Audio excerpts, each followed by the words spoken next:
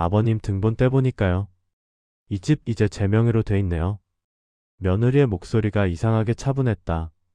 그 말이 떨어진 순간 거실에 있던 공기가 딱 굳었다. 그리고 아들은 웃지도 화도 내지도 못한 채 고개만 숙였다. 그날 밤 아버지는 안방 문손잡이를 찾고도 들어가지 못했다. 도대체 가족은 왜 이렇게 갑자기 남이 된 걸까? 안녕하세요. 버들극장입니다. 영상이 끝나고 오늘 이야기가 마음에 깊게 닿았다면 구독과 좋아요로 다음 이야기를 계속 이어갈 수 있게 도와주세요. 그럼 조용히 이야기를 시작해 보겠습니다. 미경의 목소리는 이상하리만큼 차분했다. 기쁜 기색도 조심스러움도 없었다. 마치 오래전부터 알고 있던 사실을 그냥 확인해주는 사람처럼 담담했다. 그 말이 떨어진 순간 거실의 공기가 멎었다. TV에서 흘러나오던 예능 프로그램의 웃음소리도 갑자기 너무 크게 들렸다. 아들은 웃지도 화도 내지도 못한 채 고개만 숙인 채 손에 쥔 휴대폰을 만지작거렸다. 그날 밤 영식은 안방 문 앞에 한참을 서 있었다. 문손잡이를 잡았다가 놓고 다시 잡았다가 놓았다. 안에서 잠근 것도 아닌데 이상하게 문이 열리지 않는 것 같았다. 아버지 영식은 그날 아침부터 손끝이 떨렸다. 은행에 가져갈 서류처를 몇 번이나 다시 확인했다. 집을 나서며 신발끈을 묶는데도 손이 말을 듣지 않았다. 서류처를 들고 걷는 길이 마치 장례식장으로 향하는 길처럼 무거웠다. 어머니 순자는 남편 옆에서 말이 없었다. 차창 밖만 바라보다가 갑자기 입술을 깨물며 말했다. 여보 그냥 믿자. 괜히 겁먹지 말자. 그 말이 위로인지 스스로에게 거는 주문인지 순자 자신도 알 수 없었다. 은행 창구 앞에 앉았을 때 영식은 도장을 손에 쥐고 한참을 멈췄다. 직원이 어르신 여기 찍으시면 됩니다 라고 말했을 때 영식은 잠깐 고개를 들었다. 이 도장 하나로 자기 인생의 역할이 끝나는 건 아닐까 그런 생각이 스쳤다. 도장을 찍는 소리가 유난히 크게 울렸다. 진명의 예금 보험, 오래전부터 갖고 있던 작은 땅 지분까지 한 장 또 한 장. 도장이 찍힐 때마다 영식은 숨을 한 번씩 삼켰다. 아버지 걱정 마세요. 아들이 웃으며 말했다. 제가 다 잘할게요. 영식은 웃으려 했다. 정말로 웃으려고 했다. 그런데 입꼬리가 올라가지 않았다. 목이 먼저 잠겼다. 자식 앞에서 울고 싶지 않아서 고개만 끄덕였다. 미경은 그 옆에서 어머님, 아버님 정말 고생 많으셨어요 라며 눈가를 살짝 닦았다. 그 모습이 참 착해 보였다. 그래서 더 믿고 싶었다. 그래서 또 한 번 괜찮을 거야 라고 스스로를 설득했다. 집으로 돌아오는 차 안에서 아들은 쉬지 않고 계획을 말했다. 명의만 제 걸로 옮기는 거지 생활은 똑같아요. 어머니 병원도 가까운 데로 옮기고 차도 바꿔드릴게요. 영식은 고개만 끄덕였다. 계획이 많은 사람일수록 그 안에 사람 마음은 빠져있다는 걸 영식은 살아오면서 수없이 봐왔다. 그런데도 그날은 모른 척하고 싶었다. 그날 저녁 네 사람은 고깃집에 갔다. 미경이 직접 고기를 구워 순자의 접시에 올려줬다. 어머님 많이 드세요. 오늘은 기념일이잖아요. 순자는 울컥했다. 그래 딸은 없지만 며느리가 이렇게 살갑잖아. 그렇게 생각하는 순간 마음 한구석이 잠깐 따뜻해졌다. 하지만 진짜 기념일은 집에 돌아와서 시작됐다. 영식이 안방에 들어가려는데 문이 잠겨 있었다. 어? 문손잡이를 다시 돌려봤다. 안에서 걸어 잠근 게 아니라 밖에서 잠긴 느낌이었다. 거실에서 TV를 보던 미경이 고개를 들었다. 아버님 안방. 오늘부터 저희가 쓰기로 했잖아요. 말투가 달랐다. 고깃집에서 어머님 하던 목소리가 아니었다. 딱딱했고 결론만 있었다. 뭐라고? 영식이 되물었다. 미경은 리모컨을 내려놓고 천천히 일어났다. 아버님이랑 어머님은 작은 방 쓰시면 돼요. 거기가 더 따뜻하잖아요. 안방은 이제 부부방으로 쓰는 게 맞죠. 순자가 급히 웃었다. 미경아 그게 무슨 말이니? 안방은 미경은 웃지 않았다. 어머님, 원래도 작은 방에서 주무셨잖아요. 그때 아들이 말했어야 했다. 아니야 라고. 그런데 아들은 물컵만 만지작거렸다. 엄마 그냥 오늘만. 어차피. 그 단어가 영식의 가슴을 꾹 눌렀다. 작은 방 문을 열자 순자의 오래된 이불과 낡은 베개가 이미 놓여 있었다. 누가 미리 갖다 놓았는지는 굳이 묻지 않아도 알 수 있었다. 새벽 화장실에 가다 부엌에서 속삭임이 들렸다. 등본 확인했지? 확인했어.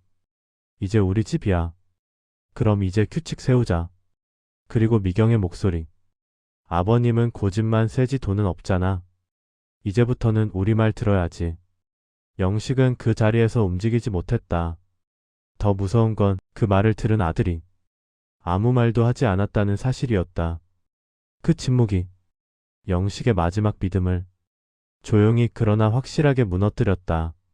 아침 밥상이 달라졌다. 반찬이 줄어서가 아니었다. 사람의 자리가 바뀌었다. 순자가 앉던 자리에 미경이 앉아 있었다. 미경은 아무 말 없이 팝솥을 자기 쪽으로 끌어당겼다. 어머님, 밥은 제가 푸죠. 손목 아프시잖아요. 말은 다정했지만 그 손짓에는 분명한 선이 있었다. 팝솥은 그날부터 순자의 것이 아니었다. 영식은 말없이 젓가락을 들었다. 젓가락 끝이 그릇을 건드렸다. 딱. 괜히 크게 울렸다. 그 소리에 미경이 잠깐 고개를 들었지만 아무 말도 하지 않았다. 순자는 웃었다. 웃는 얼굴로 집을 지키려는 사람처럼. 미경아, 너 요즘 힘들지? 아침부터 밥 차리느라. 미경은 밥을 푸며 말했다. 어머님, 힘든 건 아니에요. 근데 이제 집안일도 시스템이 있어야죠. 시스템. 그 단어가 영식의 귀에 걸렸다. 가족이 시스템이 되는 순간 누군가는 부품이 된다. 그리고 그 부품은 언제든 교체될 수 있다. 영식은 본능적으로 느꼈다. 지금 그 자리에 서 있는 사람이 바로 자신이라는 걸. 며칠 뒤 순자가 허리를 잡고 일어나지 못했다. 오래된 통증이 도졌다. 영식은 아들에게 말했다. 오늘 차 좀 빌리자. 병원 가야겠다. 아들은 핸드폰을 보며 잠깐만. 하고는 미경을 힐끔 바라봤다. 허락을 구하는 눈빛이었다. 미경이 먼저 입을 열었다. 아버님, 오늘은 차 제가 써야 돼요. 애학원도 있고요. 병원은. 영식이 말을 잇자 미경은 단호하게 말했다. 어머님, 병원은 택시 타면 되잖아요. 순자가 급히 끼어들었다. 그래, 택시 타면 되지 뭐. 그 말과 함께 순자는 영식의 눈을 피했다. 그 순간 영식은 알았다. 순자는 이미 싸움이 무서웠다. 그래서 자신이 더 참아야 한다고 스스로에게 말하고 있다는 걸. 병원에서 돌아오는 길, 영식은 집 앞에서 낯선 소리를 들었다. 띠리릭. 현관 도어락 소리였다. 비밀번호가 바뀌어 있었다. 몇 번을 눌러도 문이 열리지 않았다. 안에서 미경이 나왔다. 아버님, 피번 바꿨어요. 왜? 요즘 세상이 흉흉하잖아요. 안전 때문에요. 그럼 왜 나한테 말도 안 했냐? 미경은 미간을 찌푸렸다. 아버님, 그게 그렇게 큰일이에요? 큰일. 그 말이 영식을 멈추게 했다. 그날 밤 영식은 순자에게 말했다. 여보, 이 집 이제 우리가 주인이 아닌 것 같다. 순자는 이불을 접다 말고 손을 떨었다. 그래도 자식이잖아. 우리가 조금만 참으면, 조금만. 우리가 평생 그렇게 살다가 여기까지 온 거 아니냐. 순자는 울지 않았다. 울면 무너질 것 같아서 눈물을 삼켰다. 그리고 며칠 뒤 사건이 터졌다. 우편함에 은행 통지서가 들어 있었다. 담보 설정 예정. 영식은 숨이 막혔다. 종이를 들고 거실로 들어갔다. 이게 뭐냐? 아들은 얼굴이 하얘졌다. 아버지, 그게. 미경이 먼저 말했다. 집 담보로 대출 좀 받았어요. 사업 자금이 필요해서요. 내 허락도 없이. 명의가 저희인데요. 허락이 필요해요. 그 말이 영식의 귀 안에서 웅하고 울렸다. 그날 밤 부엌에서 미경의 통화 소리가 들렸다. 이제 담보도 잡혔고 어르신들은 조금만 참고 나가면 돼. 어차피 갈 데도 없잖아. 그 말이 영식의 가슴 깊숙이 박혔다. 아들은 그날 밤 서류 한 장을 들고 방에서 나왔다. 손이 떨리고 있었다. 종이를 쥔 손끝이 하얗게 질릴 정도였다. 아버지. 영식은 고개를 들지 않았다. 이미 서류 상단에 굵은 글씨가 눈에 들어와 있었다. 부양계약서 초안. 그 글자들이 종이가 아니라 칼처럼 느껴졌다. 읽어. 영식의 목소리는 낮았다. 낮아서 더 단단했다. 화도 울음도 아니었다. 결심에 가까운 소리였다. 아들은 침을 삼키고 천천히 읽기 시작했다. 부양 제공 범위. 월 생활비원. 의료비 일부 지원. 그 다음 줄에서 아들의 목소리가 눈에 띄게 흔들렸다. 단 의료비는 상한선 적용. 순자의 손이 무릎 위에서 멈췄다. 상한선이 무슨 말이니? 아들은 대답하지 못했다. 대답 대신 고개를 숙였다. 그 침묵이 이미 설명이었다. 미경이 방문 쪽에 기대 서 있었다. 잠옷 차림이었지만 표정은 낮 동안보다 더 또렷했다. 피곤함도 망설임도 없었다. 어머님, 오해하지 마세요. 미경이 말했다. 요즘은 다 이렇게 해요. 나중에 분쟁 생기면 서로 더 힘들잖아요. 영식이 서류를 넘겼다. 거주 제공 항목. 상황에 따라 조정 가능. 상황이라는 게 뭐냐? 영식이 물었다. 미경은 잠깐도 고민하지 않았다. 집을 팔 수도 있고요. 대출 상황도 있고. 저희 사정도 고려해야죠. 순자의 목소리가 떨렸다. 그럼 우린 언제까지 여기 살 수 있는 거니? 미경은 한숨을 쉬었다. 짜증이 아니라 설명해야 하는 사람의 숨이었다. 어머님, 그건 상황 봐가면서요. 영식은 그제야 서류에서 눈을 떼고 미경을 똑바로 바라봤다. 그럼 이 계약서는 누가 만들었냐? 제가요. 미경은 시선을 피하지 않았다. 미리 정리해두는 게 다들 편하잖아요. 그 말이 너무 합리적이라. 영식은 오히려 숨이 막혔다. 순자가 다시 물었다. 미경아, 너 왜 이렇게 말이 차갑니다. 우리가 너한테 뭘 그렇게 잘못했니? 미경은 고개를 저었다. 차가운 게 아니라 현실이에요. 그리고 아주 담담하게 마치 날씨 이야기하듯 말을 이었다. 그건 본인 노후잖아요. 그 순간 순자의 얼굴에서 핏기가 빠져나갔다. 영식은 귀 안에서 웅하는 소리를 들었다. 평생 가장으로 살았다. 아버지로 살았다. 자식 앞에서 한 번도 짐이 되지 않으려고 자기 몸을 뒤로 밀어왔다. 그런데 지금 자기 인생 전체가 본인 노후라는 말로 정리되고 있었다. 아들이 급히 끼어들었다. 미경아, 말 좀 그렇게 하지 마. 미경은 고개를 돌렸다. 당신도 속으로는 알잖아. 우리 애 키우고 우리 살기도 빠듯한 거. 아들은 그 말에 아무 대답도 하지 못했다. 그 침묵이 영식에게는 확인 도장이었다. 그날 이후 집은 이상하리만큼 조용해졌다. 팝상의 말이 없어졌다. TV 소리만 커졌다. 순자는 설거지를 더 자주 했다. 손을 계속 움직이고 있으면 마음이 덜 무너질 것 같아서였다. 영식은 집에 오래 머물지 않았다. 동네를 걷고 공원을 돌고 의미 없이 시간을 흘려보냈다. 그러다 어느 날 은행 앞에서 발걸음이 멈췄다. 오래전 아무에게도 말하지 않았던 계좌. 순자에게조차 말하지 않았다. 혹시 모를 나를 위해 혼자서 남겨둔 마지막 안전망이었다. 창고에 앉아 젊은 직원이 웃으며 말했다. 무엇을 도와드릴까요? 영식은 한참을 망설이다가 조용히 입을 열었다. 확인할 게 있습니다. 직원은 조회를 시작했다. 키보드 소리가 몇 번 울렸다. 그러다 표정이 아주 미세하게 바뀌었다. 어르신, 최근에 권한 변경이 있었네요. 영식의 손끝이 차가워졌다. 권한 변경? 대리인 등록이요. 영식의 머릿속에 미경의 얼굴이 스쳤다. 차분한 눈, 계산된 말투. 대리인은 누구입니까?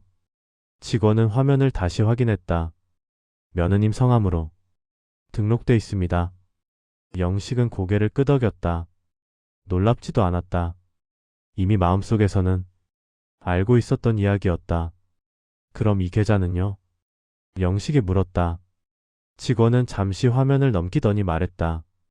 이 계좌는 대리 권한이 없습니다. 본인만 출금 가능하세요. 그 말에 영식은 처음으로 제대로 숨을 들이켰다. 집으로 돌아오는 길, 영식은 아무 말도 하지 않았다. 순자도 묻지 않았다. 그날 밤, 영식은 불을 끄고 누운 뒤 조용히 말했다. 여보, 이제 여기서 그만 내려오자. 순자는 잠시 침묵하다. 아주 작게 고개를 끄덕였다. 그 순간 영식은 알았다.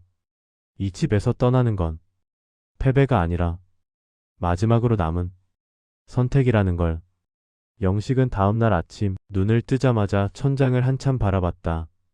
낯선 천장은 아니었다. 수십 년을 누워 바라봤던 천장이었다. 그런데 이상하게도 더 이상 자기 것이 아닌 것처럼 느껴졌다. 순자는 부엌에서 국을 데웠다.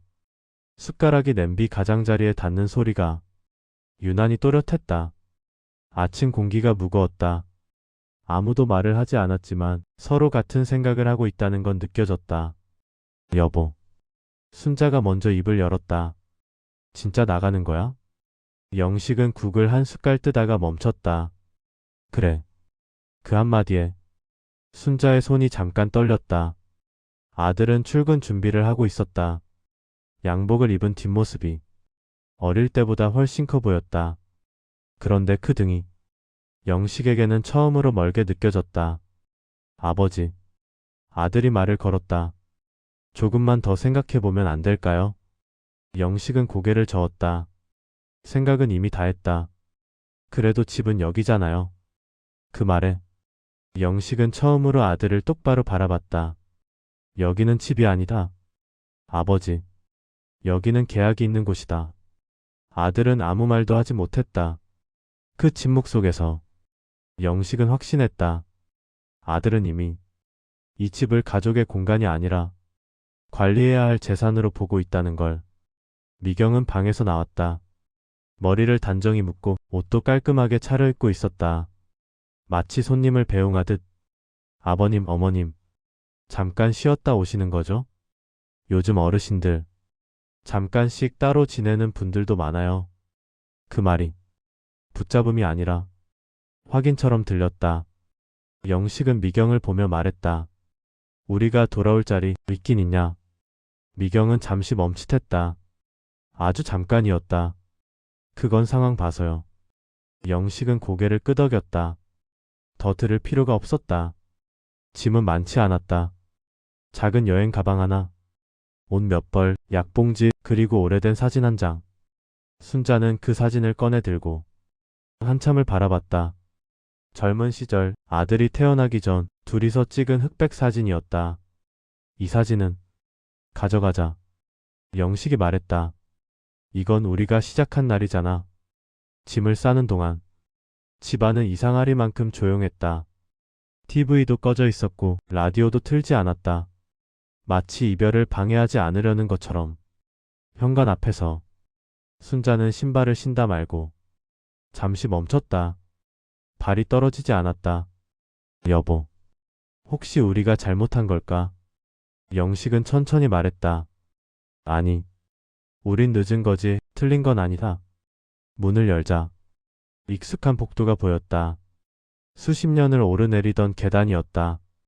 그 계단이 오늘은 처음 밟는 길처럼 느껴졌다. 아들은 끝내 현관까지 따라 나왔다. 아버지. 목소리가 떨렸다. 영식은 마지막으로 아들을 바라봤다.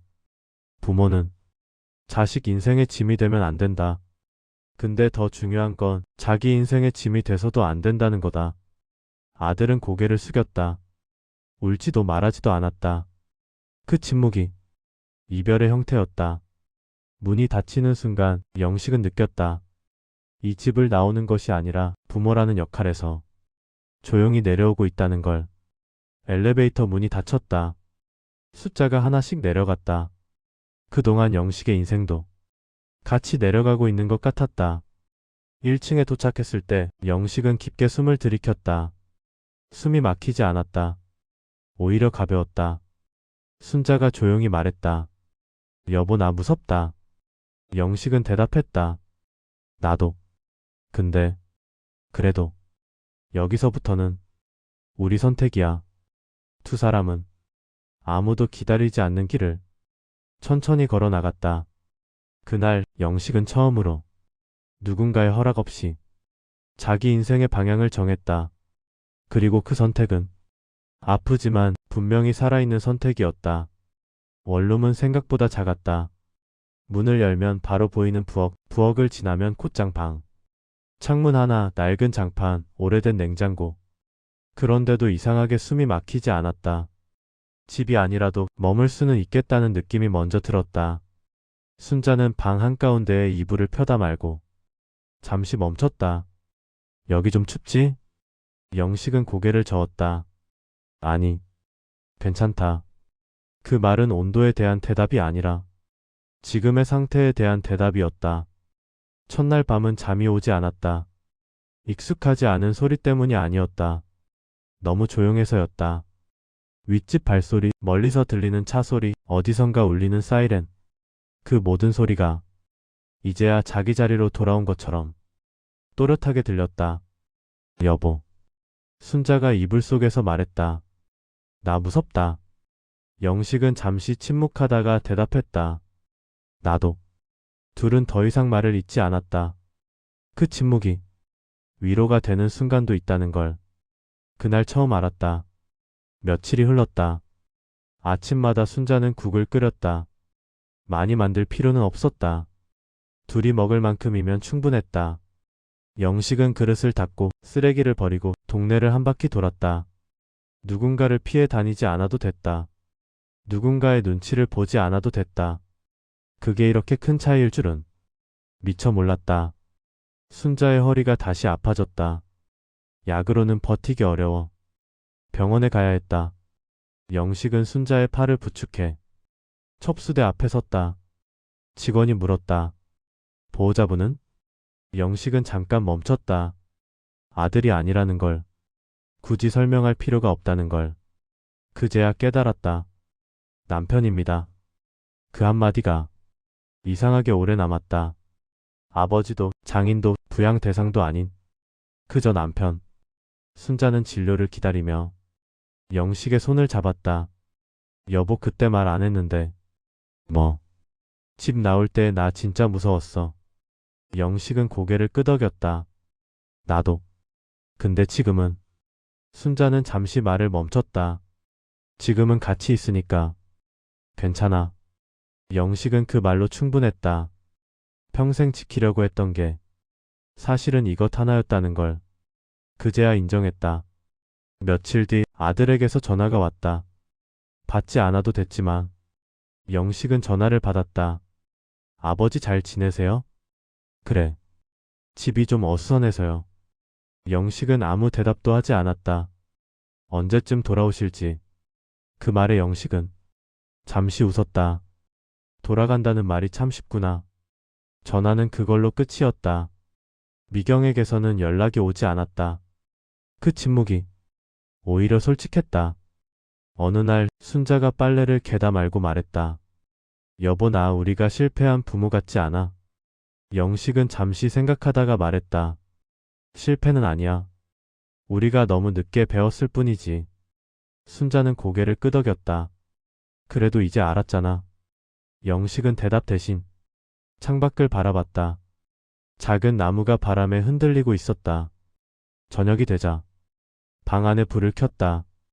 밝지도 어둡지도 않았다. 딱 둘이 앉아 밥을 먹기 좋은 정도였다. 여기서 얼마나 살 수 있을까? 순자의 말에 영식은 말했다. 필요한 만큼. 그게 언제야? 우리가 정할 수 있을 때까지. 그 말이 순자의 어깨를 조금 내려놓게 했다. 그날 밤 영식은 수첩을 꺼냈다. 젊었을 때부터 적어온 메모들, 가족 행사 날짜, 아들 학비, 집 수리비, 자기 인생의 대부분이 거기 적혀 있었다. 마지막 장을 넘겼다. 아무것도 적혀 있지 않았다. 영식은 펜을 들고 천천히 글자를 적었다. 노후는 돈이 아니라 선택이다. 글자를 다 적고 나서 영식은 펜을 내려놓았다. 마음이 묘하게 가벼워졌다. 아직 끝난 건 아니었지만 적어도 방향은 다시 자기 손에 들어와 있었다. 그날 영식은 오랜만에 숙면을 취했다. 아무도 부르지 않는 밤, 아무도 요구하지 않는 밤이었다. 그리고 그는 느꼈다. 비록 가진 건 줄었지만 함께 살아있다는 감각만큼은 다시 되찾았다는 걸. 원룸 생활이 2달을 넘겼을 즈음이었다. 시간은 빠르지도 느리지도 않게 흘렀다. 영식은 그 리듬이 마음에 들었다. 누가 재촉하지도 않았고 누가 기준을 정해주지도 않았다. 아침이면 순자가 먼저 일어나 국을 데웠다. 영식은 창문을 열어 환기를 시키고 신문을 접어 탁자 위에 올려두었다. 이제는 서로 말하지 않아도 무엇을 해야 할지 알았다. 어느 날 오후 영식의 휴대전화가 울렸다. 아들의 이름이 화면에 떴다. 한동안 그대로 두었다가 영식은 전화를 받았다. 아버지. 아들의 목소리는 예전보다 낮았다. 힘이 빠져 있었다. 괜찮으세요? 그래. 짧은 대답이었다. 잠시 침묵이 흘렀다. 아들이 먼저 입을 열었다. 집이 생각보다 많이 흔들렸어요. 영식은 아무 말도 하지 않았다. 대출 이자도 부담되고 사업도 잘 안 풀리고. 영식은 창밖을 바라봤다. 가을이 시작되고 있었다. 나무잎이 조금씩 색을 바꾸고 있었다. 아버지 명의로 남아있는 게 혹시 뭐라도 있으면. 그 말이 끝나기도 전에 영식은 말했다. 없다. 아들은 말을 잇지 못했다. 그 침묵 속에서 영식은 처음으로 아들이 아닌 어른을 보고 있었다. 그날 영식이 천천히 말했다. 내가 아무 말도 하지 않았을 때 이미 끝난 거다. 그건 벌이다. 내가 받아야 할 것도 내가 받아야 할 것도 아니다. 그냥 결과다. 아들은 한참 만에 작게 말했다. 죄송합니다. 영식은 그 말을 가볍게 받지 않았다. 그렇다고 무겁게도 받지 않았다. 미안하다는 말은 책임을 지겠다는 뜻일 때만 의미가 있다. 지금은 내 삶부터 지켜라. 전화를 끊고 나서 영식은 한동안 움직이지 않았다. 가슴이 아프지 않았다면 거짓말이었다. 하지만 무너지지도 않았다. 순자가 조용히 물었다. 아들 전화야? 그래. 뭐래? 살기 어렵댄다. 순자는 고개를 끄덕였다. 그렇겠지. 그날 저녁 순자는 오래된 반찬통을 꺼냈다. 이거 다 먹고 나면 새로 사자. 영식은 웃었다. 그래. 그 말이 이제는 계획이 아니라 선택처럼 들렸다. 며칠 뒤 영식은 동사무소에 들렀다. 주소 이전 신고를 하면서 문득 직원이 물었다. 가족분들과 함께 사시나요? 영식은 잠깐 생각하다가 말했다. 아내와요. 자녀는요?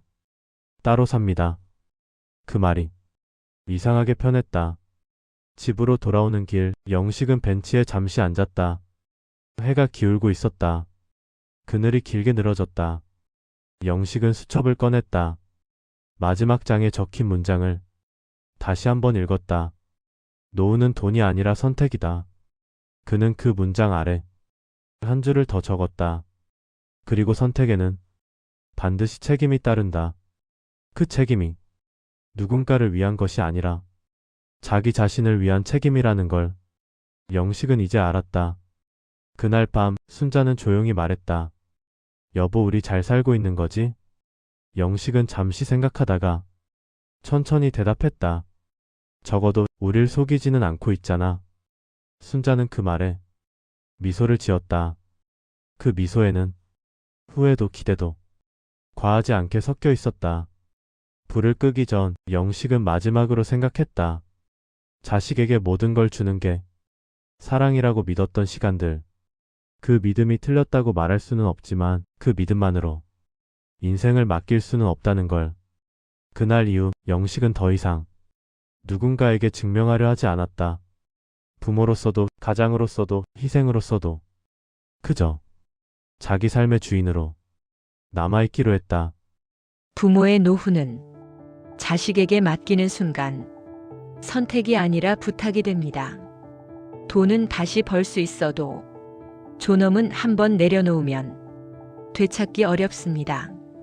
가족이라는 이름으로 모든 걸 넘기기 전에 자기 삶의 마지막 결정권만큼은 스스로 쥐고 있어야 합니다. 이 이야기가 누군가에게 늦지 않은 선택이 되기를 바랍니다. 오늘 이야기가 마음에 남으셨다면 구독 한번 눌러주시면 감사하겠습니다.